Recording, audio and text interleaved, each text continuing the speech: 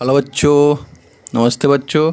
तो पिछले लेक्चर में हम लोगों ने जो कि फ्रैक्शनल डिस्टिलेशन है उसका डायग्राम और उसका प्रोसेस उसके लास्ट में हम लोग देखे थे। वहाँ तक हम लोगों ने बात कर लिया था बच्चों। अब हम लोग आज आगे बात करने जा रहे हैं। तो आगे उसी का जो कैसे थोड़ा थ्योरी लिख लेते हैं। तो आगे लिखते हैं, जैसे पहले heated then coal gas and coal tar obtained हुआ था are obtained in conical task and तो इससे पहले बता दे बच्चों। तो पिछले लेक्चर में हम लोगों ने फ्रैक्शनल डिस्टिलेशन और जो कैसे उसका फ्रैक्शनल बॉइलिंग पॉइंट और कार्बन एटम प्रोडक्ट्स क्या मिला था वो उसके बारे में बात कर लिए थे बच्चों। तो माइनर स्टडी में आप लोग का बहुत बहुत स्वागत है बच्चों। इसी तरह से लाइक सब्सक्राइब और शेयर करते रहें और इसी तरह से प्यार देते रहे बच्चों। और हम भी इसी तरह से आगे लेक्चर लाते रहेंगे। और जो कि अगर आगे का और भी लेक्चर चाहिए तो जो बेल आइकन बटन है बच्चों वो दबाना ना भूलें। तो हीटेड यहाँ तो आगे हम लोग लिख रहे हैं heated then coal gas and coal tar are obtained in conical task में। कोनिकल टास्क में क्या क्या मिला था, जो कि हीटेड कोल गैस था और कोल टार जो कि कोनिकल टास्क के थ्रू बच्चों कोनिकल फ्लास्क होगा। तो heated then coal gas and coal tar are obtained in conical flask के थ्रू मिला था कोनिकल फ्लास्क एंड दी और उसके बाद the residue of test tube is called residue of test tube. उसको क्या बोलते हैं, कोक बोलते हैं। रेसिड्यू जो रेसिड्यू बचा हुआ होता है पार्ट उसको टेस्ट ट्यूब में तो उसको कोक बोला जाता है। जो बचा हुआ पार्ट जो नीचे से निकलता है, हमने नीचे डायग्राम में देखा था रेसिड्यू, तो उसको हम लोग लास्ट में कोक बोल देते हैं। अब हम लोग कोक के बारे में लिखेंगे। तो आगे हेडिंग डालना है कोक।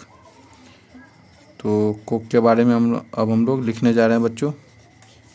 तो कोक क्या होता है इसमें हम लोग लिखेंगे first point, it is an ideal.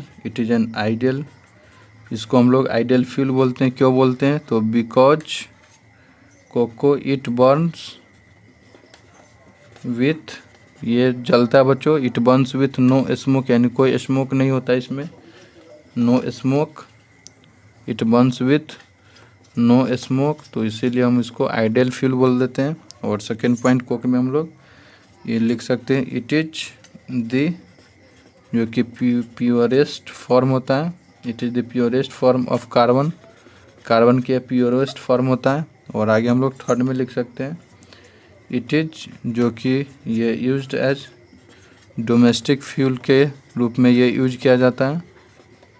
और आगे फोर्थ में हम लोग लिख सकते हैं it is used as reducing, जो कि रिड्यूसिंग एजेंट में भी ये प्रयोग होता है। जो कोक है हमारा, जैसे मेटलर्जिकल प्रोसेस में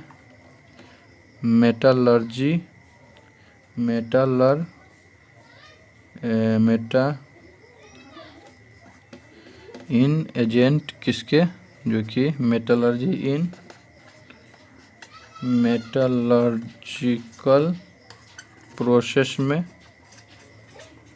और आगे हम लोग लिख सकते हैं, ये फोर्थ हो गया। फिफ्थ में जो कि it is used for producing water gas को प्रोड्यूस करने में ये मदद करता है, जैसे CO+H2 एंड ये प्रोड्यूस कौन गैस करता है, and produce gas CO plus nitrogen.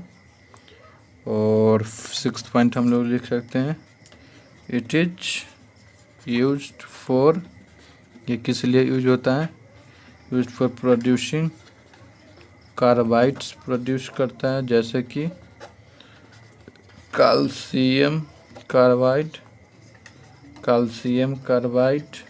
जो कि कैल्शियम कार्बाइड, और इसका फॉर्मूला होता है CaC2 कैल्शियम कार्बाइड। और सिलिकॉन कार्बाइड SiC। और एल्युमिनियम कार्बाइड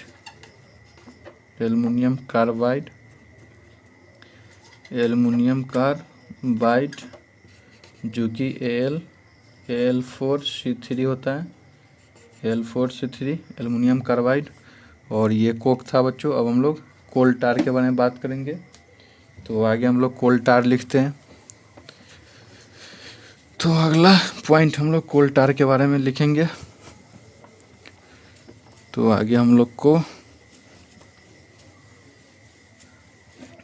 कोल टार लिखना है।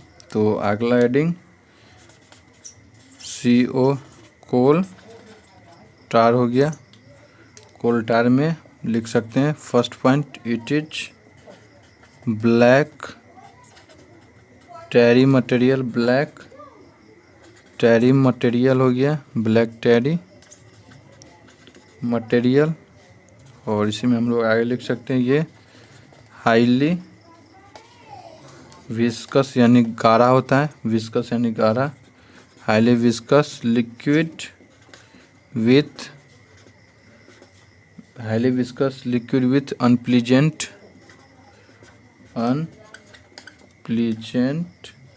PLE unpleasant order.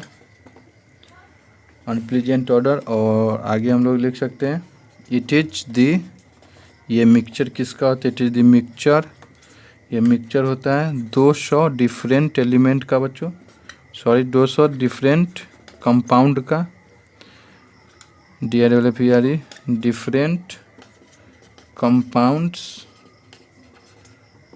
कौन सा कंपाउंड्स, कार्बन कंपाउंड्स का, जो कि 200 अलग अलग जो कंपाउंड्स है कार्बन का, उसका मिक्सचर होता है ये कोल टार।